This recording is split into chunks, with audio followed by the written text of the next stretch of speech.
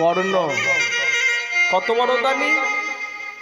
একদিন ভগবান এসেছিলেন কর্ণকে পরীক্ষা করবার জন্য। কর্ণ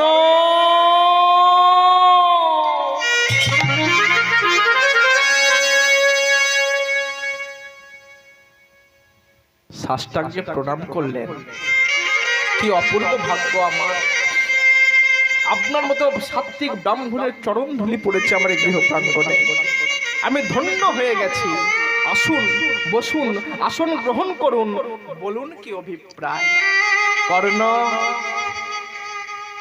আমি তোমার বাড়িতে সেবা গ্রহণ করতে চাই। ধন্য, আপনার প্রস্তাবে আমি ধন্য। বলুন আমি আপনার জন্য কি সেবার ব্যবস্থা করব। কর্ণ, তোমার বাড়িতে আমি যাই তাই খেতে আসিনি বাবা। তোমার বাড়িতে আমি যাই তাই খেতে আসেনি। তোমার বাড়িতে একটা ভালো জিনিস আমি খেতে চাই। সেই ভালো জিনিসটা কি?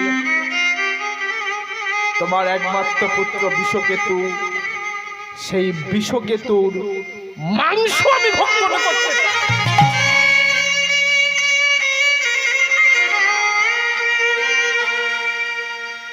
তথাস্তু।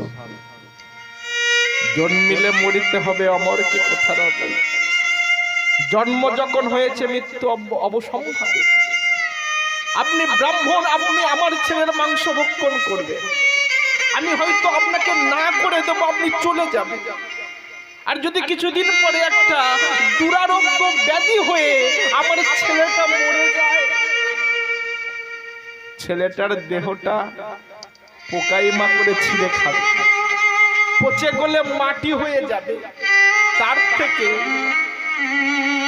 আমার চাষের ফসল, আমার বিজ্ঞানের সন্তান যদি কোনো সাধুগুরু বৈষ্ণবের সেবায় লাগে, এর থেকে বড় পাওয়ার কি হতে পারে? হরি বল, হরি বল। কর্ণের মুখে কথা শুনে ভগবান চমকে উঠেছে।